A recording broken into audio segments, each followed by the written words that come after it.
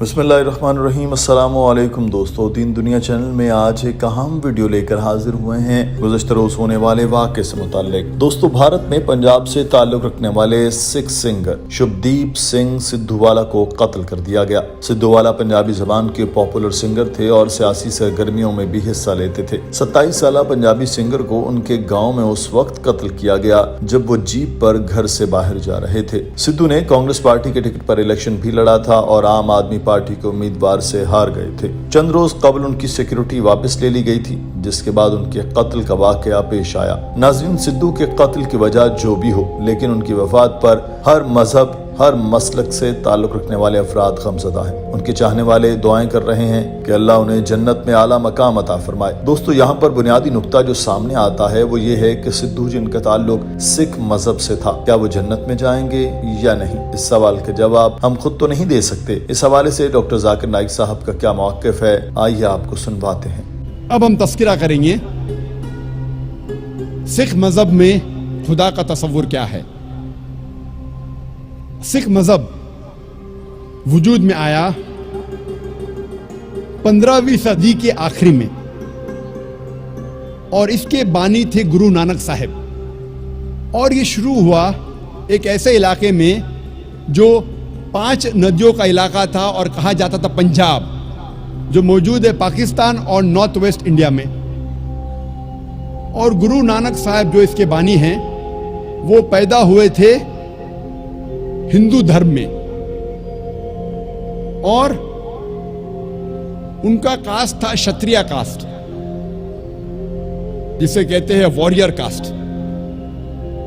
और गुरु नानक काफी मुतासिर थे मुसलमानों से। ये सिख मजहब तादाद में दुनिया में 6 नंबर पे आता है और कई विद्वान कहते हैं कि ये सिखिज्म, सिख मजहब एक हिंदू मजहब की शाख है। और सिखिज्म, सिख मजहब आता है लफ्ज शिष्या से, जिसके मानी है स्टूडेंट, फॉलोअर, डिसाइपल, जिसके मानी है तालिब, जिसके मानी है मानने वाला। और ये सिख मजहब 10 गुरुओं का मजहब है। सबसे पहले गुरु जो बानी है गुरु नानक साहब और 10वें गुरु है गुरु गोबिंद साहब। और इस मजहब की किताब को कहते हैं आदि ग्रंथ या गुरु ग्रंथ साहिब। सिख मजहब 5 क की बुनियाद पे है। सबसे पहला क है केश, अनकट हेयर, बाल नहीं काटना चाहिए। दूसरा क है कंगा, यानी कंगी, जिससे बाल साफ किया जा सकता है। तीसरा क है कड़ा, मेटल ब्रेसलेट, मेटल का कड़ा।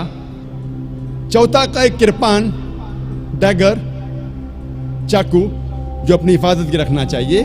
और 5वां क है कचा, जिसे कहते हैं लॉन्ग अंडरड्रॉ। ये 5 क हर सिख को इसका पालन करना चाहिए। और अगर आप कोई सिख से पूछेंगे कि आपके मजहब में खुदा का तस्वुर क्या है, तो सबसे बेहतरीन जवाब अगर कोई सिख दे सकेगा वो है उसकी मजहब की किताब गुरु ग्रंथ साहिब के पहले वॉल्यूम, पहला अध्याय, पहला मंत्र, जिसे कहते हैं Japu ji. First volume of Guru Granth Sahib, first chapter, first verse called as Japu ji, जिसमें लिखा है कि खुदा एक है और उसे कहा जाता है सच्चा, महान, जो कभी भी नहीं घबराता और उसे कोई चाहत नहीं। वो लाफानी है, वो पैदा नहीं हुआ है, ना किसी को जन्म देता है। वो दयालु है। सिख मजहब में बुत परस्ती हराम है। सिख एक ही खुदा को मानते हैं, एक ही ईश्वर को मानते हैं। जिसे अनमैनिफेस्ट फॉर्म में कहा जाता है एक ओमकारा और मैनिफेस्ट फॉर्म में कहा जाता है ओमकारा। और जब आप गुरु ग्रंथ साहिब पढ़ते हैं, ओमकारा के कई सिफात है। इस ईश्वर को कहा जाता है अकल, माने इटर्नल, मानी लाफानी। उसे कहा जाता है करतार, मतलब क्रिएटर, मतलब खालिक। उसे कहा जाता है सत्यनामा, जिसके मानी होली नेम, जिसके मानी पाक नाम। उसे कहा जाता है परवरदिगार, मतलब चेरिशर, मतलब पालने वाला।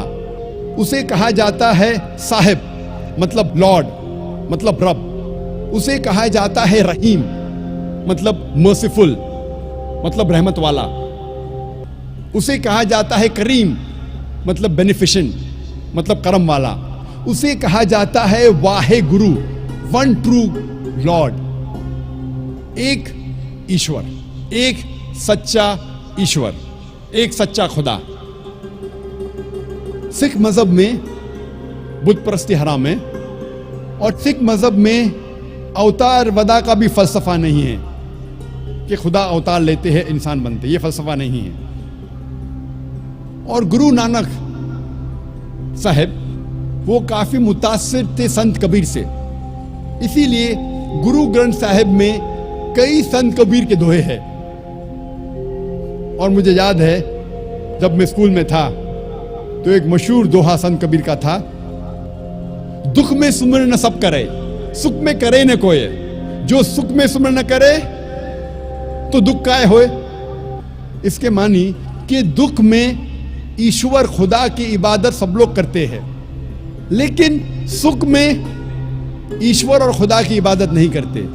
जो इंसान सुख में ईश्वर और खुदा की इबादत करता है उसको दुख कभी भी नहीं होगा। यही लिखा है कुरान मजीद में,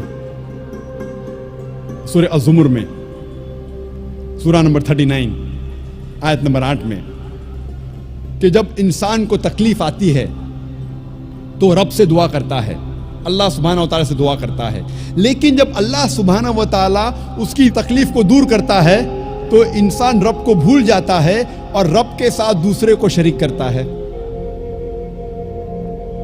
जब हम सिख मजहब की किताबों का मुताला करते हैं तो हमें पता चलता है कि सिख मजहब में भी लिखा है कि खुदा एक है, ईश्वर एक है और सिर्फ उसकी इबादत करना चाहिए। और उस ईश्वर की, उस खुदा की कोई मूर्ति नहीं, कोई बुत नहीं, और सिर्फ उस ईश्वर की इबादत करना चाहिए।